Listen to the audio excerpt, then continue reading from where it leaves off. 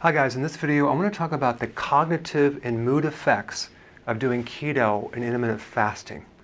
Unfortunately, there's not a lot of studies that are done. I mean, first of all, who's going to sponsor those studies? The drug companies? The food manufacturing companies? No. So there's not a lot of studies. However, there is some extensive studies on epilepsy being improved on the keto. The other problem is that there's no standard keto diet out there. Okay, so you have traditional ketosis, which you're using margarine and oil and a lot of unhealthy things, which I don't recommend. Even the CAM programs, complementary and alternative health funding at NIH, first of all, I know the doctors on the board are not very open to alternative medicine. In fact, they're real skeptical, so you're probably not going to see a lot of grants being authorized to do studies on healthy ketosis. So, and unfortunately, you're probably going to just have to do your own studies on your own body to see if it works for you.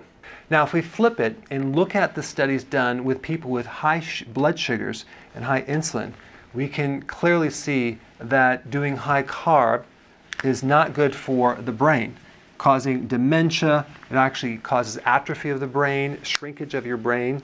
It destroys the part of the brain called hippocampus, so you lose your memory.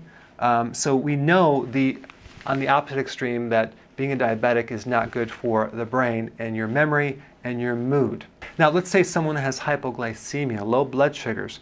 Well, I already know the mood is going to be greatly affected.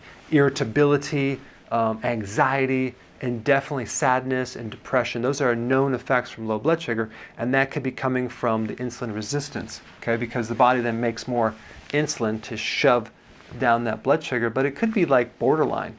So there's a lot of factors here, because there's one thing about the brain. The brain does not store sugar, okay? It doesn't have glycogen, or it doesn't, like the liver has a glycogen reserve. The brain doesn't have its own reserve of stored sugar. So it gets its fuel from the blood.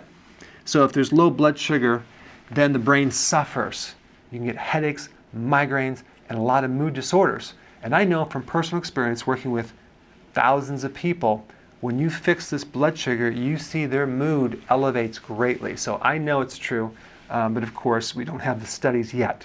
So then if you have insulin resistance, where the insulin's not connecting to the cell, you're not going to be able to absorb the amino acids that are supposed to be there to build the neurotransmitters. And just that alone, if you're deficient in serotonin or dopamine or GABA, look at what that can do to your overall mood and cognitive function. So both the cognitive function, your focus, your memory, your concentration, and your overall emotional state can be greatly affected by your blood sugars. And that's why keto is going to help you. And that's why keto can be so powerful, because number one, it stimulates GABA, which is a neurotransmitter.